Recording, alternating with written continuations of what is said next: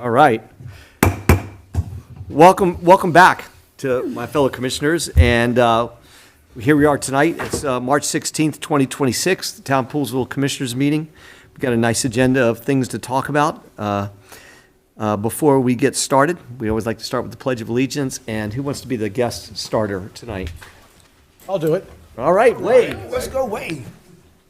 Pledge allegiance. To the flag of the United States of America and to the republic for which it stands, one nation, under God, indivisible, with liberty and justice for all. All right, very good. Thank you for the start. Here comes the magic piece of paper. Thank you. Thank you. So excited for this presentation. Thank you, Bailiff. All right, very good. So, thanks to everybody for being here. All 5 commissioners here, as well as Assistant Town Manager Niles, Town Manager Wade. Doesn't look like we have any other town staff tonight, nor does it look like we need them. So there we're good. Let's go right to our announcements and committee reports. And Alan, I'm start down there because I know you're ready. I'm ready. All right. We had our Parks Board meeting a couple weeks ago. I'll do a little quick bullet point, but Eagle Scout projects, obviously, are going to start back up now that the weather, I think, other than tonight, is going to be favorable to start. We have 4 Eagle Scout projects going on. So a couple of them just need to finish up. They were just held over the winter. So we're moving right along with that.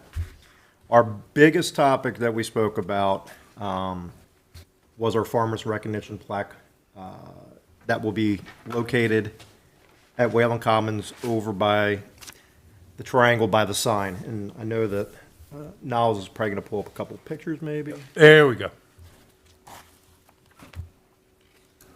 So that, yes. AI? It is, it's, A little bit. It is a little it is bit. a little bit, but It was actual pictures that I took, so I did not copyright them. But, so we talked about it actually for a pretty long time. Move this over so you guys can. yeah, you're good. For a pretty long time. We had a couple different options. The one you're seeing on the screen now, I think we have to move the other little display. And I had a conversation with Tom Kettler. So this is roughly the location where the map is right now. The chamber map is right now is roughly where the sign would go. And so Tom and I had a good conversation about where we'd want to move that to make it either closer to this side to allow people to kind of see, access that when they're coming to town hall, or readjusting it to this corner as well, just swapping it out. And I didn't place the sign exactly where it needs to go, but it'll, symmetrically wise, probably move it closer to, or in plane with the Whalen Commons, move it down a little bit. We have plenty of room on that corner to do that. And then we had a second location that we had proposed And I will. more in the middle right there. So when you're coming down the path, you can see it from Fisher Avenue and on the walking path. But I think we're going to probably select based on getting some input from the farmers and others. But The Parks Board's recommendation was Yes. to do this location. that was where we voted on. Double-sided. Go ahead, Sarah. We have thrown around the idea of an art installation being a sort of supplemental part of this. I don't know if you've had any conversations with Riverworks or... We have talked about it in Yeah, numerous we've of our parks. boards. Sort of had initial sort of conversations about this. We've had conversations with the farmers, so we're sort of trying to figure out what will actually go there. But the conversation that we last had was about getting the sign up first, and then we could figure it out. The key thing about this location, which you can't really see from here, but is that there's an open grass basically behind it before the trees actually start. So both spots would have room for some type Correct. of... Absolutely. Exactly. Okay, that was my only... And so that's where we took that into account when we were looking at options for where it would go. So since we have the sign, and we did take votes on it, this is something that we can get done in a matter of a couple weeks, I'd imagine, Yeah. once we get through all this, this weather events. So, and then Nice. Obviously, in the future, we're talking about getting some farm implements or, a tractor, and maybe putting it in between, where those three trees are there, because that is a bigger space. You can't really see Yeah. the depth, but, More off to the left if you're Right. thinking about it, yeah. so, but that was, we discussed that a lot for the last couple of meetings, and we just, we want to get the recognitions and the plaque sign up, just so we can get that done for everybody. The other thing we had a long discussion with was the streetscape presentation, just to get some ideas for some of the Parks Board and take a look at. A lot more crosswalks that have been designed. But it can be a process, it's a process. Go ahead. And just to follow up, just because we had talked about that. So what we presented was the 30% plan. Yep. Our plan now is to have the full streetscape plan, the design plan, by the end of May, so that we can meet the federal guidelines to get the federal funds for the streetscape by the end of the federal fiscal year, which is September 30th. So we're on track to do that. We have to have conversations with some of the property owners along Fisher. I'm currently compiling a list and working through that process to get them notified about various easements and things like that that will need to do the work. So it's all progressing. I just want to give that update simply because you brought it up. Right, but it was a good presentation because some of the Parks Board committee members have not had a chance to really dive into it. So, couple additions, couple edits we wanted to just incorporate and see how we can do crosswalk over by Stony Springs. But we know there's there's a lot going on. So And we presented that to them, and that was the conversation we had with the pool and everything. So but yeah, I mean obviously the streetscape, the initial plan is online. So if anybody wants to take a look at our page, it's extensive. It's extensive. So. Superintendent, good old Preston and our good old crew out. Starting, again, weather did break. Ball fields, all the parks, bathrooms, courts, starting to, get full operational and in maintenance mode. I wanted to thank again our good old town staff for water main breaks over the last really few weeks. We just seem like we never get a break in the cold weather, and they do, but to get the repairs done in an expeditious fashion is still admirable. When we get the civic alerts, which are fantastic, it's like a matter of a half a day and something's up. And you go out in, the 6 and 7 degree temperatures to work on something, it's not always fun, but they're steadfast. Okay, the next day will be 80. It will be, correct. And then just want a couple notes for myself in the last couple weeks. We've talked about it at the Parks Board. It's safety issues with some of the runners at night, wearing dark, not reflective clothing. So it's, becoming a little bit of safety issue. And again, it's coming out. People are going to be out more with the weather. So we just got to send some more civic alerts out. Just to make sure that they're seen. I mean, I witnessed it firsthand several times over in Hunter's Run area where, 9 o'clock running down the middle of the road in dark shorts and you can't see anything. So, and that's pretty much it for my report. Okay, is that it? That's it. Wow. Short tonight. That wasn't that short. Okay. I tried. Not at Echian levels, but Thank you. It's still. my typical level. I understand. It's good. You do not, you fell within the parameters, so. Thank you. Thank you for that. I appreciate that.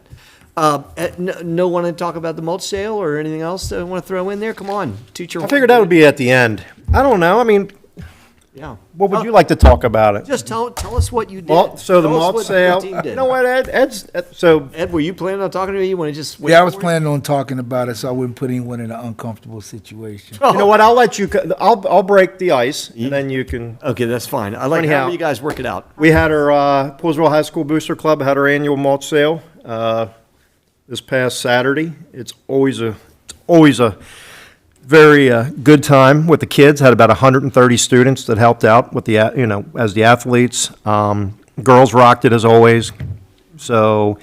A lot of local sponsors and help. I mean, just the logistics of, helping with heavy-duty equipment, trailers, trucks. I mean, we have alumni to come out. They don't have to do it, but you know what? We got rid of about 5,000 bags in about 4.5 hours, and it's only because the trucks got here again, 3 trucks that morning. I think next year, I mean, and there's a couple of us over the years have pretty much controlled this. I don't know, I mean, for 18 years, 20 years, something like that. So I think we'll start with tractor trailers earlier in the week or later, later in the week before it's due. But our town residents, they support us every year. So kudos to them. It's satisfying. It's humbling, the support we get. And, as long as you feed those kids donuts and pizza, they'll work all day. So, but it's a good time. And I just want to appreciate, I want to thank the students, the alum, the admin that helped, the customers. Even though we have a couple little snafus, it's really not that bad. It's, under probably 5 that might go, some bags delivered to the wrong address next door. But, Sunday, a few of us went out and just took care of it for the residents, and they're thrilled. So, again, true Poolesville fashion. Takes a village. You guys are amazing. Yep. Yeah, I was actually, I had that in mind, Jim. I had some people I wanted to thank. Yeah. All right, That helped put this so together. are you done? Certainly, Yep. Cornerstone Yep. and Renee McGackey supplied the movement of the bags for us with his equipment. LPT Realty donated 2 vehicles. And them. They're great. they're very generous. Indeed. Yes. They Link, that's spelled donated LPT. vehicles. Burning Man really helped. Fine Earth, yep. The Fine Earth Landscape really helped facilitate, helped Alan out with the facilitation of it. So, and I'm sure I'm missing others. You know what, I'm going to tell you, Frank Jameson from LPT. You got the Jane part is right. You got to keep going. look, the reality, I mean, we had Deer Valley, we have Lewis Orchards, Harlan Shoemaker, we have Cugini's, mic off. we have Painless Lawn Service, Ronald Moore Lawn Service. I mean, we have an abundance of community members that just donate their time and equipment and want nothing in return. And Maybe I didn't mention here or there. And it just, it's hard to argue that any other place in really, not only Montgomery County, but I would say in Maryland that can sponsor. And, being on the Booster Club board, I know other high schools don't have malt sales anymore because they don't have anybody who wants to do it. And they have to rent everything, trucks and U-Hauls and Lowe's, and we're just spoiled, to be honest with you. But you go through the whole alumni process where all these kids of all these years were students.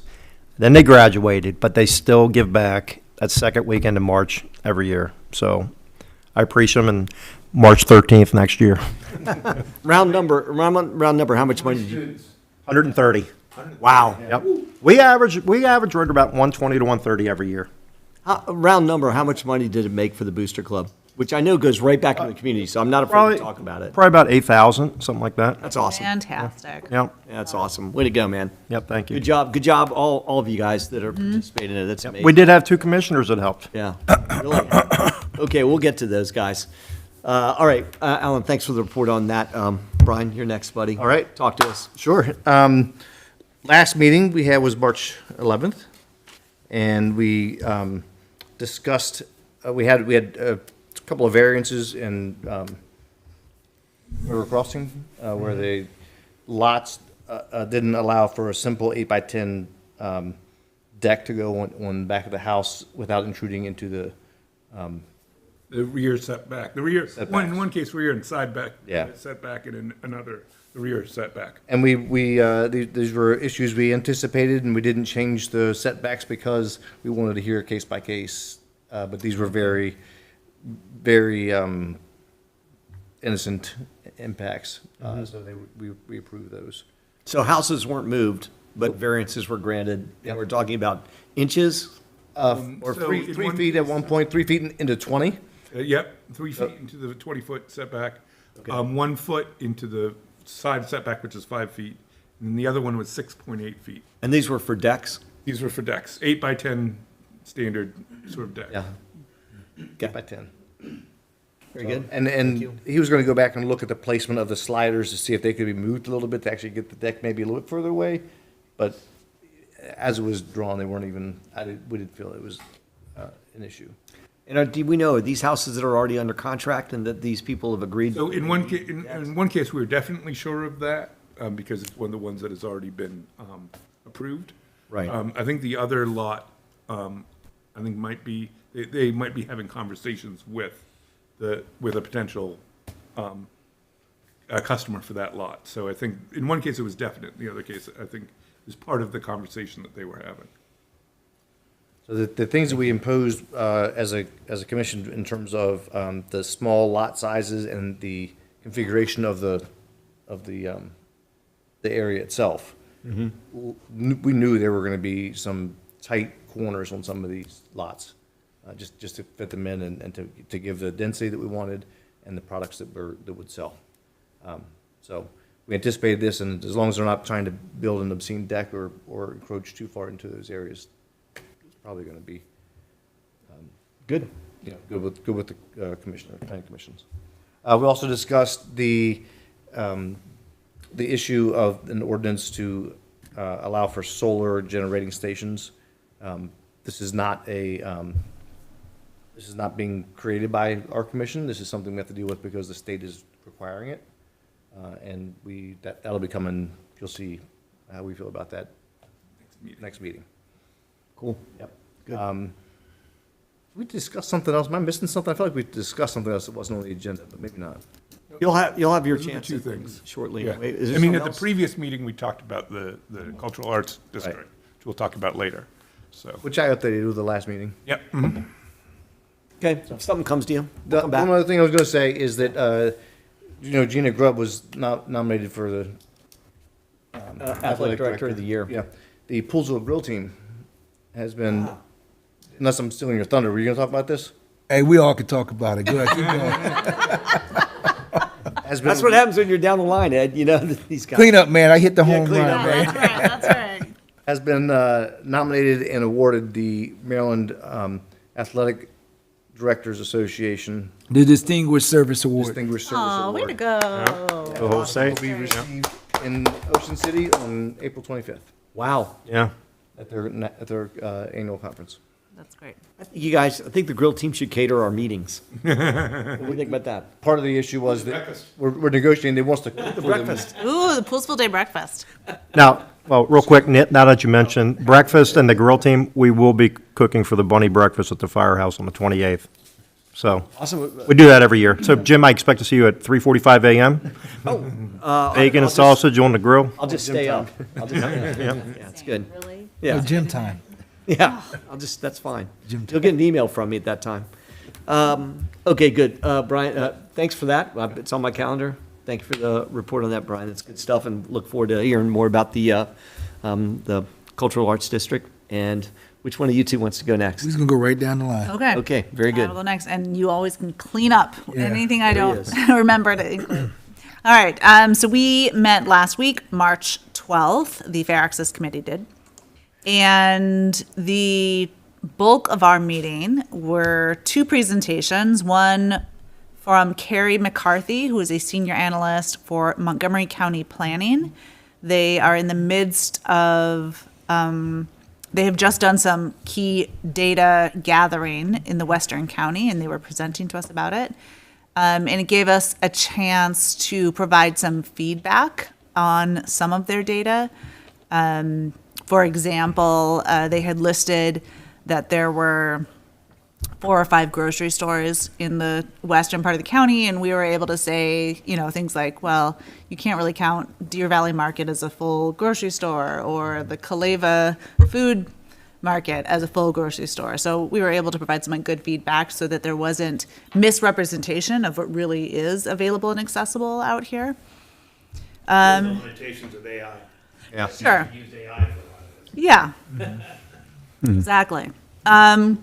And then we also had a presentation by Maria Bardos, the Director of Strategy and Business Development for Visit Montgomery.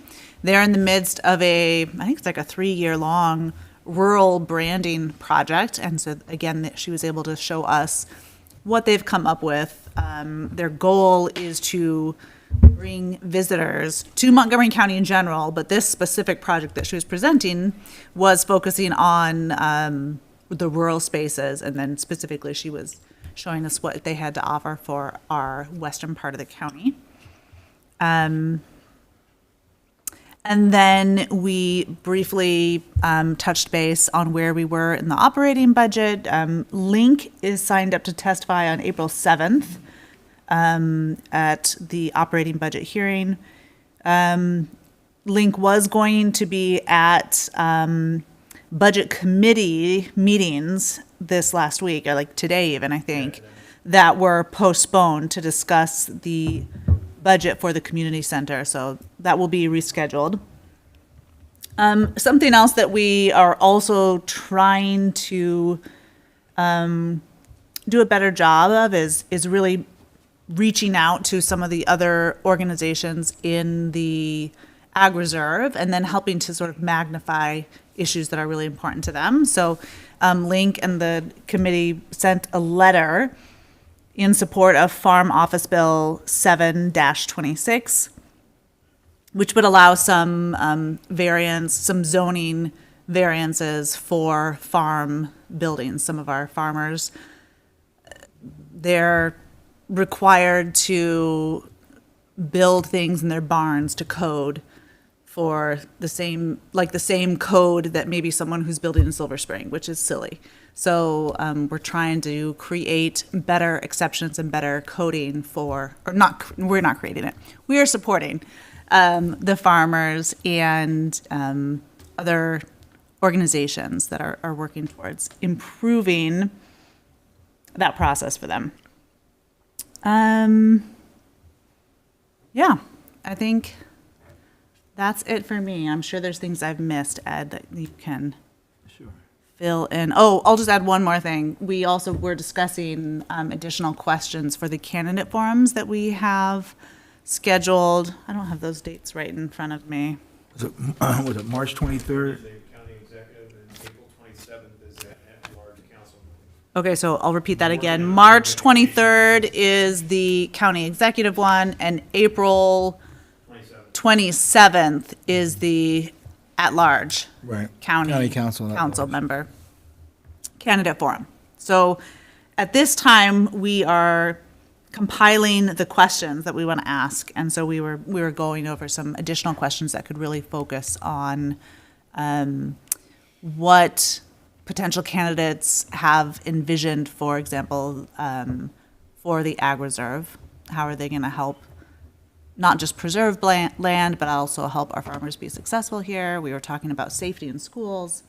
So if there's any questions, I'll just put that to the other commissioners. If there's any questions that you feel are really important, make sure you shoot those over to Link so he can compile those. Yep. Good deal. Thank you. That's it. Yep, very good. Okay, Ed? very good. A couple more things, I'll do fair access, just to add on a few things.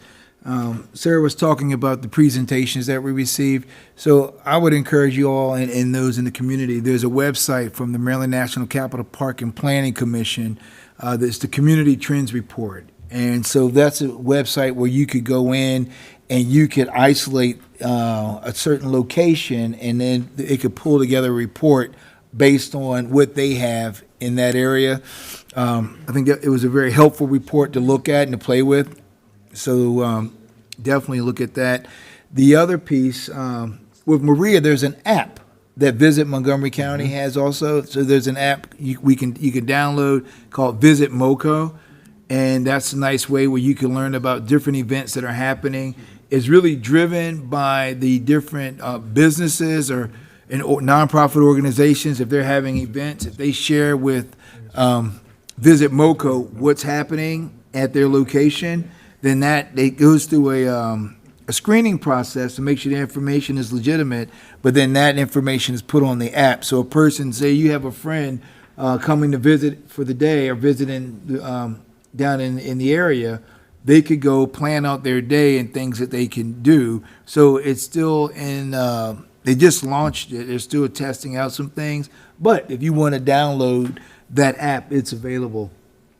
The other thing we're working on, Link and I just talked about this a couple hours ago, and that is having another debate or candidate forum for the Board of Education members, because there's not an incumbent for at-large. And so we're looking at, there's about 5 people running for at-large. And I think it's very important that they get to know us and we get to know them. So Link and I, we're going to continue to work on that. The target date that we have is May 11th. All right, May 11th, right, Link? So we're looking at that.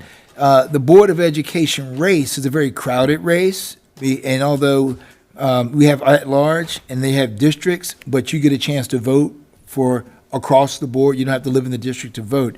So what we'll do, though, we're going to focus on the at-large first, and then we're going to look at trying to do a meet and greet with the other people who are running, but it's too many to host, so we decided we would go with the 5. So invitations will be sent out to them, and then we'll keep you notified as we move forward. So that's just the other part of fair access. In terms of Sustainable Poolesville, we will meet March 25th. And then when we look at just announcements, definitely want to give a few shout outs. One, I want to give a shout out to St. Peter's and the Methodist Church that's around the corner, because they do their first Wednesday of the month, they do a community dinner. And it's very consistent to watch. It's a great time. I remember when my kids were little, bringing them there, and they would get together with other kids, and they would all run around, and all the kids, and you have people all different backgrounds, different faiths, but just coming to have dinner with each other as a community. And when I was there, I try to stop by at least a few times a year, and watching the folks at St. Peter's on the first Wednesday of this month, and they got a larger crowd than they expected. The weather was not that great, but when you get a chance, you see the Girl Scouts selling cookies in the back, you see the place is packed, and if you get a chance, I just encourage you all, go on the first Wednesday of the month. The next one's going to be at the Methodist Church on the first Wednesday in April. It's a great way just to watch people come together. Jumping over to the mulch cell and watching that piece. The mulch cell, we got a chance to see, because it was a few of us there working, some of us outside in the wind longer than others who got to ride around in cars. I'm just messing with Alan, but they did a great job. I was delivering mulch while you guys were Right, I chatting. was out there jumping out, delivering I mulch. did 400 bags myself, I think. All right, you got to get the work out of it. But the key point is when you stop and you think about all the people who volunteer for this to happen. You look at, and it was like I was working with some of the kids who were on the track team, and they were counting bags and loading bags up on trucks. You got other folks on different teams, what they call chasers, following the trucks, delivering the bags. And I was really impressed because there was a group of guys who had a scrimmage, and they came in. They worked up until about an hour before their scrimmage. And then you look at the coaches, right? You got the track coach out there in his sandals working, driving his truck. You had the baseball coaches. But you have the coaches, the players, parents, all volunteering. And I think that really speaks to the strength of Poolesville in terms of so many volunteers. And you have a lot of folks who volunteer to help the town be a great town. And I also definitely want to commend, Brian already said it, but I think it's worth saying it again, to look at the grill team and the recognition that they're going to get for the work that they've been doing for over about 10 years, since Yeah, 2016. it's been a while, yeah. Yep. So it's that's another thing to be commended.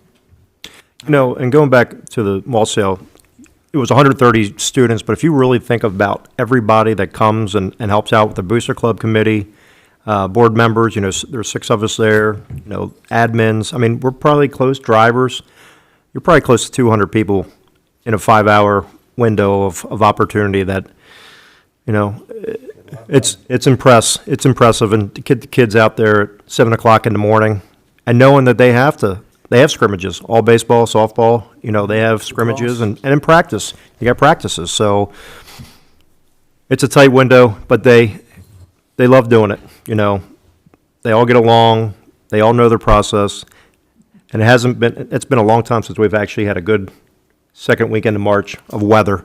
Last year it rained, this year was cold. I think 4 or 5 years ago, we actually had a little bit of sun, got a little sunburn, but I think it was probably more windburn. But, again, it's our biggest fundraiser for the year for the Booster Club to offset the expenses that, our athletics department gets. And, they get a certain budget from MCPS Athletics, but, everybody knows budgets are tight, and whatever we can do to generate the revenue for the town is appreciative, and, it's just a great day. Everybody's having fun. So, thank you, Ed. All right, Jim, your turn. Oh, back over to me, okay. So, yes, to hang on to what Sarah said, so we do have some testimony times coming up, and I think our big five is all going to be there. Commissioners, I'll be doing testimony. You guys are all welcome to testify as well. I think I'm going to do mine on the 9th, and we're all going to coordinate, Link, myself, Chamber of Commerce, WUMCO, seniors. So we'll have our big group that'll come down there. I'm sure beforehand we're going to coordinate it a little bit to make sure our messages cross over a little bit, but also present new perspective to the county council. Big end result, as usual, it's going to be pushing for community center funding as well as pool bubble funding. And then the other initiatives that we need to maintain, plus WUMCO as well as seniors, et cetera. So these are all items that we never got funding for before. So they're being receptive. We need to stay on their minds and stay in front of them and stay unified on our messaging, which we all do a great job of. I appreciate from everybody that's here. The town staff and I put together again the request through the state government for another grant for the pool bubble.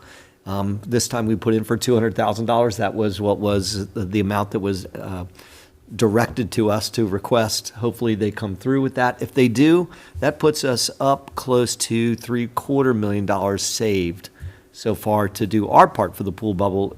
That's in case the county doesn't want to do their part or only wants to do partially their part. So we've had budget negotiations. Our team here has, which we'll be introducing that later on tonight. It'll be available for the public. Everybody can see where we've placed our money, and we want to be there, ready to help. When they're ready to put the big bucks down, we want to do our share too. So we'll be talking about that, all of us, in various ways during our testimony coming up first week and second week in April. Tonight was supposed to be a night we were supposed to be doing proclamations, and we held them off because they literally might have had to swim here. So with the swim team, we'll recognize those guys at our second meeting in April. And we had a little special surprise proclamation, which I'm not going to say what that's about yet, but we're going to have that available for that date as well. So stay tuned on that one. Thanks for all the dates, fair access, hard work on putting together these debates that are going to be taking place here at Town Hall. It's a great way for us to be recognized. The only reason I'm mentioning it again is so that our residents come out and pack the house so that they see that we have the interest in what they're talking about. Of course, we'll have thousands of viewers on YouTube, but at the same time, we need to make sure that the house is fully packed with people that are here for it. Too funny that while we're in our closed session for legal advice right before this meeting, the governor called while we were in it, asking how we were doing and if there was something we could do. And a lot of things came to mind, but we stuck to the weather and talked about that we appreciate his concern and care, and that it was him live, and we had a good conversation. And he recalls, which I didn't put in his face, about the video that I shot last time we had a tornado, which had so much bad language in it that I'm just glad he's completely forgotten about it. Most of it was because we were just shocked at what we were seeing. Right. But this time, so far, nothing like that. It's all good. And the governor was very gracious and, again, volunteered all of us, put out there that the services are available. So if anybody in the community sees damage, has a problem, something's taken place, we've got channels and we can reach out and take care of the people. One thing I did want to recognize, too, is that we have Sergeant Banholtz in the house tonight, protecting us all. So we have the outside we have to deal with, but we have the inside fully protected by our own, Poolesville's own Sergeant Banholtz. Thanks for being here tonight, and we appreciate that. Thank you. And we appreciate all the coverage we've gotten from Montgomery County recently, including the traffic detail. It's been amazing. It's totally made a difference, and we appreciate all the support you guys have and the way that you know us. So thank you for being here for that. Absolutely. Yeah, we appreciate it. All right, that's all I have, unless anybody has any questions for me. You know what I'm up to. If there's nothing else, then it's the public comment time of the night. We have one person that's signed up, Jerome Klobakowski. You are up, sir.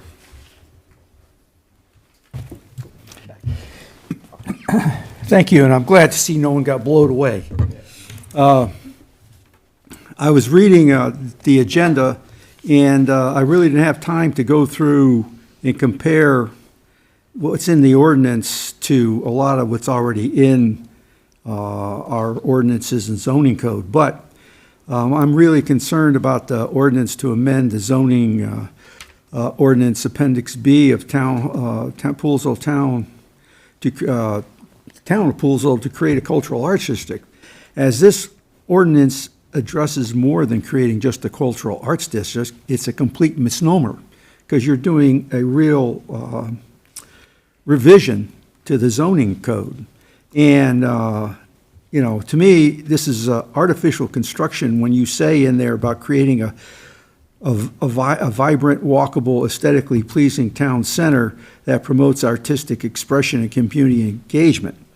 The town is sort of constrained by the existing layout of Fisher Avenue and the buildings along with it.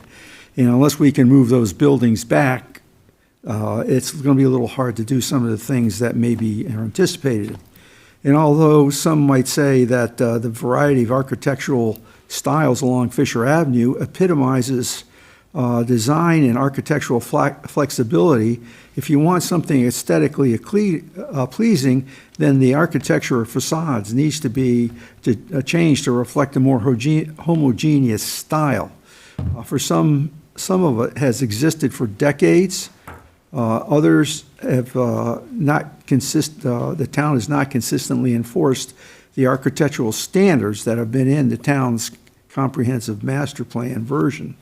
The vibrancy of the town is created by the initiative and the creativity of its residents, its businesses, and its property owners, and not district labeling. Judging from the cultural arts district map, it's been expanded from the immediate area directly adjacent to Riverworks to a much larger area, which I find strange. But getting back to my main point is it's advertised incorrectly. It should be the addition of the cultural arts district and amending the zoning code to allow certain things, like significant revision to the ordinance because it adds. Now, some of this I was told the state requires. Others in the adds things that are items that are not related to the cultural arts zone, like a cannabis shop, vape shop, tobacco shop, and also gun and animal sales. I don't know how a vape shop and a tobacco shop contribute to cultural arts. I think that's, as I recall looking at it, there's a P there for permitted. I would think it would be a special exception, and I think it would also have to be rather be in the PCOM area than the cultural arts district. And with respect to the cannabis shop and the guns and ammo sales, I thought either the state or the county both prevent them from being, or both of them, prevent them from being within a certain district of a school or a daycare center, which would negate having one or both because of the proximity to Poolesville Elementary and Poolesville High School. To a degree, I understand the sign review board being proposed for the elimination, but this ordinance also deletes the sign ordinance rules, at least the ones I saw, in paragraph 6C concerning the size and placement of civic, religious, and quasi-public signs, and under paragraph 2, temporary signs, and paragraph 6, political signs. It deletes the restrictions for size and when they can be placed and when they should be removed. And I remember when I was a commissioner, that night of the election, I went around and I removed my signs. Sometimes I miss them, but most of the time I got them all. The paragraph I found on signs, because in the ordinance, it refers to the comprehensive master plan for signs that the, rules and regs would be in there. And the only thing I found in it was placemaking, the experience. It contained only generalities and not specifics as the existing sign ordinance paragraphs do. The existing requirements should be kept. Now, I may be wrong on that part because I might have looked at the wrong thing, but from what way I read in the ordinance, it was referring to the master plan, the last appendix called design standards. So if you want to correct me and I'm wrong, go ahead and please do. So specifically, there's going to be design standards, both for the Cultural Arts District generally, both for signs and for the general design. So it's part of, that's not in the text, but it will be, but it's to accompany it. So they're specific for the Cultural Arts District and for signs. So, and it talks about some of those specific requirements. All right, well, I would have thought there have been two separate things. One addressing cultural arts, and then if you wanted to modify the sign ordinance part, you'd have a separate ordinance modification that would address that separately. So some of that, some of these specifically have to do with court decisions and state laws. So having. Yeah, okay. Yeah, I'm just saying, some of these changes, like especially for political signs, are related to court decisions that take away, like, for example, putting limitations on before an election and after election, something that the Supreme Court has said that you shouldn't do as a local government. So taking out some of those provisions was related to that. Since we were doing all of this other stuff for the Cultural Arts District, for simplicity's sake, it's made sense to kind of put it all together in one. But I see your point about them being separate as well. Okay. And then just one thing about the proposed sign for the farmers, where it's placed, if you look at the size, if it's a relative size of that sign compared to the sign that says Town of Poolesville. Yeah. It's much larger. So, and then you've got the marquee on the other side. In my opinion, that's a lot of clutter. At the So same Move location. it down by the band shell, and it would be easier. And then, since our police officer is here, there have been kids going up and down Hughes Road with gas and mini motorcycles, the small ones, and they're going down the street, some of them, I have to admit, when it comes to the stop sign, they actually stop. And I have to congratulate them for, obeying the rules of the road.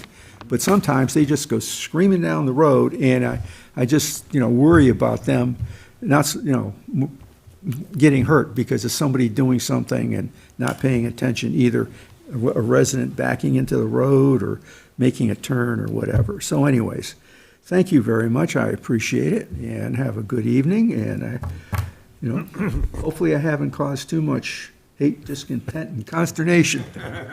I know, I've got my, What would you expect from me anyways? I've got my notes. Former commissioner calls for vape shops. And demolishing historic buildings. Oh, yeah, right. I've got my notes here. Right, yeah, okay, Fantastic. Well, yeah. you got it too in the monocle, right? And it's on it's on Terry, YouTube. For clarification, the proposal is to have cannabis dispensaries permitted in PCOM, but not in the CAD. I'm sorry, permitted in town, PCOM, okay, in PCOM, the CAD. but I thought I saw a P in the CAD. It's not. Or maybe Not that good. was the, Might be tobacco. It is the tobacco. yeah, it's like, what? So anyways, And just the note there is distance requirements that had previously been done in an ordinance previously for cannabis shops. So there's already built in the distance from schools and things like that was already in the code. This was just in updating all of the uses and the use chart. We just wanted to make it I clear guess, that it was I in guess there. when I look at that, I think, well, if you know something is already in an area where it shouldn't be or can't be because of state or county law, then why would you even put a P in anywhere of the blocks? Because we had to. Had to. Wait, so that you was- had to put you have to a put that- permitted use. Yeah, you have to put it as a permitted use, but you also have to put I in thought those. you just had to put it in, but you didn't have to, address it. Anyways, okay, I understand. Thank you very much, gentlemen and lady. You got it. Thank you, sir. Jerry. Appreciate it. Take care. Good commentary. You used next meeting's 3 minutes up tonight. So just giving you heads up. All right, very good. So, Last meeting, though. Fair enough, fair enough. All right, you're Noted. even, you're even. But I had COVID, so that's why. You're already working on 2 meetings from now then. All right, so is there any other public comment for tonight before we get into the next part of it? No one signed up, but I just wanted to give it a double check. All right, very good. So approval of the minutes, March 2, 2026. We had a meeting, all of us were here. Actually, it should be February 17th. I'm sorry, Yep, February, 17th. what are we doing here? Sorry about that, yes. We're all at a basketball game. Yeah, we all went to the basketball game, right. Thank you for that. Thank you for that correction after I said it wrong. Okay, yeah, so the last meeting was on February 17th. 17th. We get a motion for approval of the minutes for February 17th. I motion that we approve the minutes from February 17th. Motion made by Ed, second. Second. Second by Sarah. Any questions on the minutes? Nope. All in favor of approval of the minutes from February 17th, please say aye. Aye. Aye. Opposed? None? Minutes have been approved. New business, Cultural Arts District Ordinance number 231. Sounds like we have almost all of the planning commission here in one place or another. Maybe the other members just within shouting distance, over that way. Watching. He's watching from the window. Anyway, so whoever wants to come up and testify, be a part of the fun, you guys are welcome. But first of all, we just want to say from the commissioners to everybody, thank you so much for your work on this. We know it's been time consuming. It's a new concept for us, and we appreciate all the hard work you put into it, town staff as well. So thank you. Well, thank you all for having us. Thank you for all of your work, and we are very excited to hand this off to you so that you can take it on its next part of the journey. I will say that we've been working on this just for context. So we finished up the comprehensive plan, and in the comprehensive plan, of course, we received a lot of feedback from different stakeholders, from residents, from people who have businesses here. We talked to a lot of different people and sort of recognized that while it may not appear right now that building and development in Poolesville is limited, this is a 10-year document that we worked on, and the capacity for residential expansion would be greatly diminished in the years to come, especially given what was coming online. And so in order to sort of facilitate the transition of Poolesville from a developing community to a continuing, thriving community that brings people in, whether it be on the weekends or however, we started to think about what does that look like? What are these next steps? And so the Cultural Arts District was sort of what blossomed out of this, you could say. And it's very important to recognize that this isn't saying that we should tear down buildings and move them. This isn't saying that we should, throw people out of their homes because residential is no longer allowed in this area. This is creating an opportunity for future development in a direction that pays homage to Poolesville's past while respecting and protecting its future and continuing to keep it relevant in the DMV area. So, sort of context for the proposed Cultural Arts District, which is a new zoning designation. We should clear that up. That is going to be a new zoning area. Okay? Great. So, Thank you. and also, if you don't know me, I'm Lexi Huber. I am chair of the Planning and Zoning Commission. I work very close with Brian, and we also have 2 commissioners here with me, Kevin and Stephen. So we are only missing one of They them. all know him because they approved him. I know they know him. And we still do. Right, yeah. Yeah. So, all right. I guess we can get started then. So, what is the Cultural Arts District? As I said, it is an ordinance, a new zoning ordinance that opens up the opportunity for a very specific and not a very large area of Poolesville. We had started out with quite a large region and cut it and cut it and cut it. I think we cut it 4 times down to a very targeted zone in which we would allow for the development of this like strategic next steps in building on what is already existing here. And I just want to sort of shout out to locals and Riverworks. They've done a great job. And this just opens up, like I said, the opportunity for them to continue on with their mission and really have that sort of support to bring in more like uses to that downtown area. Okay.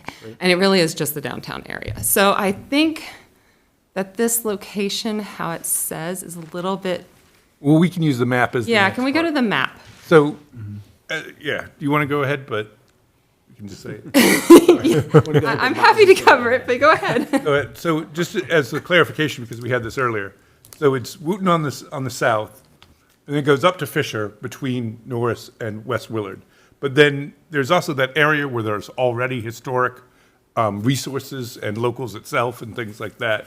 And so that's that sort of upper part, but it's not where there's another street. So it's not like there's another intersection to go to. It's sort of focused around that intersection, the four-way intersection there, and then the street above it. Right. That's sort of It clarifying. encompasses the two blocks, the one right across from the high school, up to the area across from John's Hardware Store. So that particular block, it's outlined in red, although it's not very easy to see on this. And then, of course, it also includes the area across Elgin Road and directly across from Locals, so that would be the Kaleva store and that particular block. And then you can see, I guess it's like 5 parcels that include Locals up there just north. So again, it's 2 1/4 blocks. It's a very targeted, very small area that we looked at.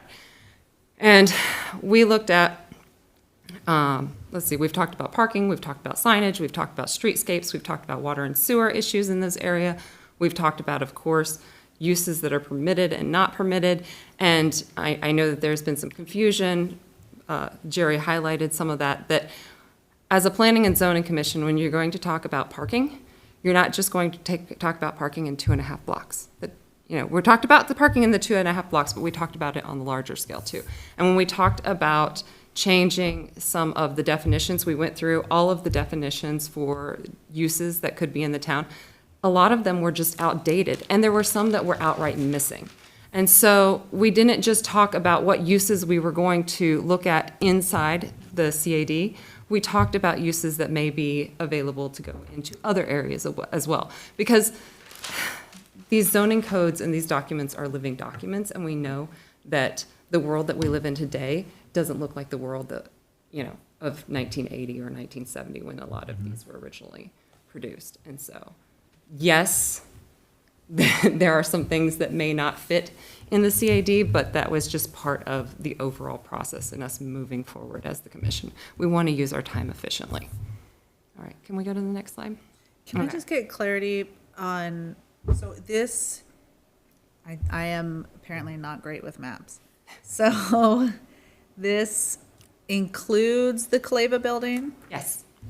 Does it include the old nursery that is now the tag and title shop? Yes. Yes. It includes everything across from the postal service. So the postal service is not included, but right across from it is. Next to it? That entire block that goes back to where there's like an open strip of land, and then all the way out to Elgin, and then back up. So, yeah. So this red line, is it the blue area that is part of the There's- city, or the red line? What's the red line? Yeah, the red line is the border, okay? It So there's is the the blue border? generally, which is the commercial zone more generally. The red line, and where it has sort of CAD over, So like P52 is on the outside. so yes. Yes. Right, here's the high school, and here's. Okay, so this is actually kind of like upside down from the view that we're at right now. Yes. Yeah. It comes all the way up here, and then this is Fisher, and this right here is the locals area. It comes down, you have the. That's the post office over there. Okay. So, I know, this is, It does not include John Poole House, no, nor Jeff. I believe it does. No, this is not and I wanted to mention this, this is not a historical arts district. Right. It's a cultural arts district. So Not a historical things are going to be something different. But you have Old Town Hall in there, but. But you wouldn't, are you intentionally not including the John Poole house? We limited it to just the cultural arts. That's where your focus is, And That's CAD. where our focus is. So we didn't think that necessarily lent to it. So I would say, yes, we started thinking, like, we kind of had this cross vision of historical and cultural. Yeah. How do you pull it all together? Yeah. And it was massive. There's just Right. too much historical stuff. And that Right. just needs to be addressed A separately. standalone. Yeah. Yeah, because I think originally it went to the pool, and it went north of the Presbyterian Church, and it went all the way out to like Dunkin' Donuts, It was basically, we brought it way down. This is very targeted. Did you guys talk with HMD at all? Well, Okay, so they're on board with that vision? They've realized that this isn't. it's Yeah, not the it same doesn't thing. serve them anyways? Okay, that's what I was curious about. Okay, sorry, No, continue. no, that's fine. Okay, so some major things that would change in the CAD. Residential would be by special exception. There would be no more residential allowed. Of course, again, people who are already It living there. exists. If it exists, it is not impactful on them in the moment. But in the future, the preference would be for multi-use and to develop first floor as commercial with living spaces above. And you can think of like Leva, it already exists down there in that sort of situation. I believe the Oddfellows has an apartment above it. So that sort of use already exists, but that brings in the opportunity for people to live and work where they, live where they work. But also that whole first floor being commercial allows for a more, hopefully, part of the streetscape, we looked at a lot of streetscapes, walkable area. And in the streetscapes, we specifically stated, 10 feet, 15 feet? 10 feet. 10 feet setbacks from the curb in order to allow for benches and green spaces and possible outdoor dining, like a couple of little tables and chairs, the corner, I don't want to say, what you see in France, but sort of like that Bistro, idea right. that you can come out to the street and connect with people who are passing by. Really wanted to make this an engaging space, or the opportunity to become an engaging space. And that's why future buildings would be set back farther. There are also sort of guidelines that dictate, so that you don't have a straight row of brick faces or whatever the face of the buildings would be. There would be some stagger for interest, which comes to our architectural guidelines. You'll get an opportunity to review those.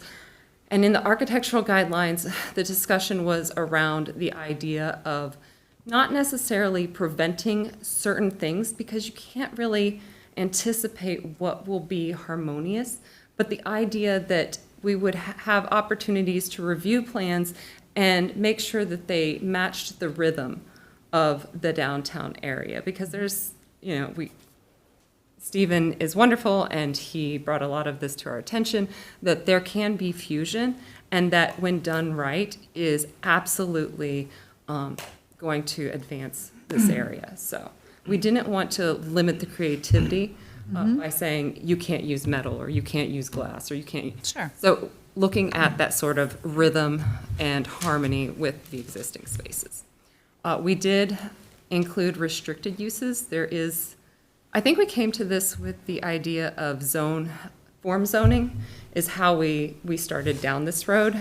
And Niles, do you want to speak to form zoning? Certainly. So the idea of sort of looking at this from a design standpoint more than just a straight usage standpoint. So the idea of having, it's going to be sort of walkable, sort of denser area of town where we'll have all these uses. So the idea of uses that were, took up a lot of space, so that's why we called out in here, like RV and boat sales, right? Where you have an open lot with a lot of stuff. That's not really what this is intended to be. The idea is to have, sort of the streetscape and the use sort of combined to make the form of the area look intentional. So a lot more time was spent on architectural details, design, the design of this, how it interacts with the street. So like in Frederick, they've done a lot of work to make these sort of cohesive blocks where you can sort of walk down the block and you can go in and out of shops and that kind of thing. So it's all designed to sort of fit each part into that overall vision. Yeah. All right. Any questions on sort of the key zoning changes? It's not up here, but I think, is it on the next slide where we talk about signage and things like that? Yeah, I think it is. So do these zoning restrictions apply to people who want to remodel, So it's, or just like new building? right, so more or less, like remodeling, like interior remodeling, we don't regulate anyways. So it's more about, if you were doing an addition or you're doing sort of more, Once you pull a permit, it's gonna, it will kick in that way. So if you're fundamentally adding a structure or redoing the structure, then that's where it could come into effect. Okay. Since we want to make sure that that is done in a way that is in keeping with this. Okay. So, design and style guidelines, like I said, with the rhythm and the design guidelines, it would give the Planning and Zoning Commission a more sort of flexible review opportunity to just make sure that everything is cohesive and in line with the vision that has been laid out by the town. The sign guidelines really emphasize more natural materials. The hanging signs like that you see at Sweet Pea or at Caleva are preferred. It limits the size of them. It prevents the lighting has to be, is it above lighting or? It has to, yeah, it can only be sort of lighting to So no light the sign. neon, The yeah. sign itself can't be lit. The sign can be illuminated, but the illumination cannot be from within Internal, the sign. yes. So you'll get to review all of those. I don't need to go over all of them. You're going to have plenty of time to read them yourselves. We did look at the parking, and so sort of a more flexible, especially if there's two different uses, and those uses have higher parking demands at day or night, the ability to recognize that and have dual-use parking. We discussed possibly adding a parking lot for the town in that area because we hope that it's needed, that we will bring a lot of people from outside into this area, and that's an opportunity for the town to sort of facilitate that. And then, what else did we, sort of, instead of putting minimum requirements saying, okay, if you build a house, you have to have 4 parking spaces. I think we moved away from that, minimum requirements more to a maximum requirement. Sort of thinking in terms of caps, because this should be a walkable space. And I know that people coming from out of town will have cars, but we don't want the cars to dominate that streetscape. So, I think technical changes we've covered. And I believe, is that all? Yep, those are the most of it. So most of it, again, just going back to, it was updating as well. That's the other thing to talk about. So we updated uses, we updated definitions, and that sort of led to a lot of those other things where it was like, we're doing this, we might as well incorporate all of these things, the recent court decisions, and so on. So it was comprehensive as well as specific.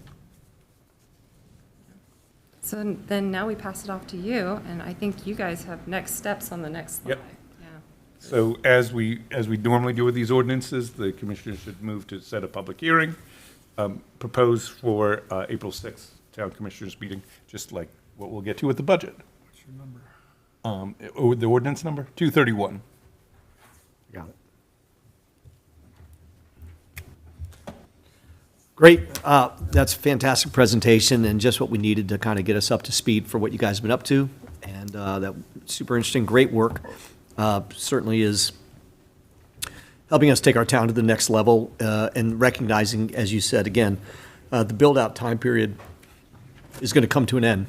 And it's more about ensuring the town's success through corrective zoning for our downtown zone. So you guys have done a great job on it. We certainly will have a chance to take a bite out of it and give it a good look-see, a more detailed look-see, which we will do. But as for now, to the Planning Commission, great work. I know it's, what are you guys going to do after this? What do you take a vacation now? I should have actually mentioned that earlier. We're looking Yeah. at ADUs. Yeah. All right, you guys get to do all the Busy fun year. stuff. Yep. Yeah, fantastic. Well, we know the governor says that's got to take place, so we appreciate that. So, you guys, unless you have any questions for Lexi or the Planning Commission gang right now, we can set a public hearing date. I'll need someone to make a motion for that. I make a motion that we set a public hearing date of April 6th for Cultural Arts District Ordinance number 231. Great, thank you. Motion been made by Sarah. Second, anyone? I'll second. Second by Alan. Any other questions about it for right now? None? All in favor of setting that public hearing date, please say aye. Aye. Aye. Opposed? None? Great. So we will be back in touch after our public hearing. Thank you so much for was great. allowing me to speak, Oh, great presentation. taking the baton on this, and for all the hard work you do. Yep. Likewise, Back likewise. to you guys. Yep, absolutely. Appreciate that. Very good. All right, good stuff, guys. That was great. Happy to, it looks like it's getting ready to dump outside, so I'm not sure, maybe it already is right now, Yeah, but we it's need up to to you be- guys if you want to hit the road. Yeah, you're welcome to stick around, but you don't have to. Yeah, the storm. Not you, Jerry. You stay. You can watch it on YouTube. 9 years surrounded by water. You know, like, come on, give me a break. But you didn't have, This is fresh. you didn't have tree limbs. Not as corrosive. Hey, Nancy, good seeing you. It might already be happening out there. The radar screen looks terrible. Hey, Wendy's okay. Should we wrap God, Nancy, this how up? much longer Should for we the wrap this up crutches? quickly? we should move a little speed.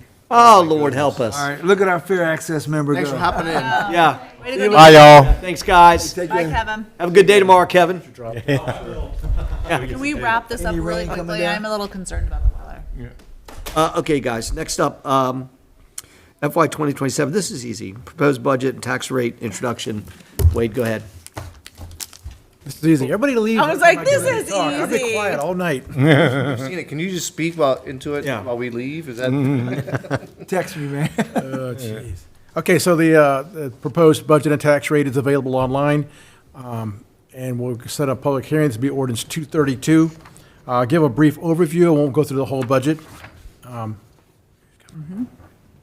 So for most people, the people that are watching, most of the development of the budget starts meeting with all the team leaders, commissioners, everybody else to figure out what the priorities are for the year while being able to maintain the current operations that we have that people love, our trash service, which is awesome now, the park systems, everything else, the events we have, all that stuff. So trying to prioritize, what projects we were going to focus on. And this year we have tons of projects, and we've been building up more and more. And everything from infrastructure projects, streetscape, enclosures for the well houses, paving projects, and the list goes on and on and on. So it was challenging to be able to fund all these things with the amount of tax dollars and revenue streams that we have coming in, and I'll talk about those in a minute. But on the general operations side, most of the expenditures we did maintain. One of the bigger increases we had was the cost of living increases for the employees at 2.7%. So very minor. And for the water and wastewater operations, most of those stayed the same. There's a few increases in chemical things, and also the increases in salaries for those folks that work in those departments also. But all in all, we kept it pretty much like as it was. You did it, okay. Yep. All right. So the FY 2027 budget does reflect the property increase from .1877 to .1901 per $100 of assessment, and that generates about $156,000 of additional income from us over last year. The town continues to receive the 17% income tax that we get every year, and it goes up slightly, not much. The last couple of years, it's been kind of flat just because we didn't increase the housing. This year we will, next year we'll see a bless you. benefit from that. And with some of the workforce layoff in the federal government, they kept it flat also. Our user funds did go up, and revenue sharing also, so that was nice. Not a lot, but enough that it helps fund all our paving and sidewalk projects that we have going on. But the total revenue projected is to, just under $6 million this year. So that's really grown in the last couple of years exponentially from, the Westerly Grove folks, income taxes were doing really well. So, that's about $3 million from where we were, 10 years ago. Wow. I'll do it. Okay. There you go. All right, so we'll talk about some of the revenue, the general fund overview as far as expenditures go for operations. So the operating expenses themselves, about $4.2 million, and that's going to fund all the parks departments, the parks that we do, the events we do, community events, trash and recycle, debt service, all those things are all kind of lumped into those general operating expenses. Funding for the general projects, $865,000. Funding for the water and wastewater, $845,000. Both of these are up a little bit, and every year we keep adding these more and more projects, like the PFAS projects. We try to fund the stuff through grants and other things, but certainly all those grants come with a matching aspect of it also that we have to fund. So total annual expenditures, just under $6 million again, so we're like $14,000 in the good. So it's a fairly tight budget, for sure. Slightly, yes. breaking down the operations, you see the staff salaries and benefits are definitely 1.9 million, the biggest chunk of monies that come out of that. Then municipal services also is a large chunk with the trash service, code enforcement, and those type of things. And really the rest of them, all the detailed information of these accounts is available in the certain pages throughout the whole budget, so I won't go through every one of those. And then general capital projects. So we do have a lot going on here. We have the basic stuff that we do, the website and technology upgrades here in Town Hall, the regular maintenance of our buildings, equipment replacements. Sorry, Wade. It's not being personal. No, I won't take it that way. And then there's a bigger project, the Fisher Avenue Streetscape. We have $1 million we had to save up for matching portion of the grant for that $5 million project. The sidewalks, the pool bubble, we have $255,000 of our own funds right there saved up for that. And then the White's Ferry, we have some money set aside, don't know if we'll use them, but then sidewalks. We're trying to prioritize sidewalks and start to get those, fill in these gaps that we have in different places in town, especially around the CAD. That's going to be a new area we're going to want to focus on, building the sidewalks around there. You're fine. Okay, yeah, that's good. Sorry, I went too Okay, fast. that's fine, that's fine. So on the water and wastewater side, so this year we are going to have to do a 2% water rate increase. Not much. We're trying to keep that fairly level. And really, the amount of funds expenditures that went up was minimal, but it was enough that if we have a wet spring and people use less water and the pumps have to pump more for the treatment of the sewage because it's some I&I, it upsets the whole balance of it. That's how tight it is. So we're looking at a fund balance of only $23,000 in a positive in the water and wastewater. And breaking it down, I mean, really, salaries is the biggest one here. Sludge hauling is another one that cost us, and we'll see how long this oil issue lasts. But they're going to start giving us fuel surcharges, which is going to drive up that cost again, which is very typical. But all the budget, the administrations, everything it takes to run this enterprise fund is laid out in here. The pumps that we have to, electricities, everything like that. So. A lot of little moving parts to the water and wastewater, especially the wastewater side. It's very expensive, but all those details again are in the budget booklet itself.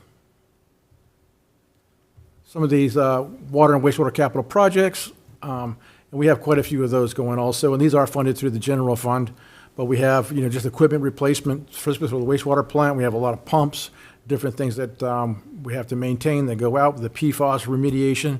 We have 3 different line items for that right now, the regular remediation we're doing, the enclosures that we're building for it, and then the consolidation project that we're working on now that just started. So it's costing us a lot of money. We do get some grant monies, there'll be some loans. There's a lawsuit for the chemical companies, so we have a lot of different funding streams helping us with that, but we still have to use our own funds also. 10-year trucks. Turnaround cycle, same as the general fund. And then there's all kinds of little equipment that just, keeps the stuff going, chart recorders and belt presses and different things like that. So, and then we do have a line item in there too for a well development. We're saving up monies to start doing a well search once the permits come back from MDE. And we know where we can concentrate our efforts. So really, that's the overall budget and the balance. We're having a slight increase in the tax rate and a 2% increase in water rates. And any questions anybody has, we need to set a public hearing for this for April 6th. It'll be ordinance 232. Thank you for that. Sure. I motion that we set a public hearing for April 6, 2026, the budget and tax rate ordinance number 232. Motion made by Ed, second. I'll second. Second from Brian. Second from Brian. Any other questions? None? All in favor of approving that public hearing date, please say aye. Aye. Anything else? No? Any nays? No? Sarah's absent, so that makes it a 4-0 approval for the public hearing rate. Question for you while we're still on the subject. So one thing I would like to know, and I don't need to know it tonight, is what percentage of our total budget is grants? I know it's a minuscule percentage, but if we could figure that out, you don't have to do it in your head. You can come back. I'll use last year's numbers because it'll be It'd be more. A little bit, yeah. We had $8 million grant for the wastewater plant, so. Yeah. I'll No, look no, at no, that. not grants the town. Oh, what we give out. Oh, we give out, Yeah. oh, Yeah. geez, it's tiny, tiny, tiny. I Okay, know, tiny, less than 1% of something or another, right?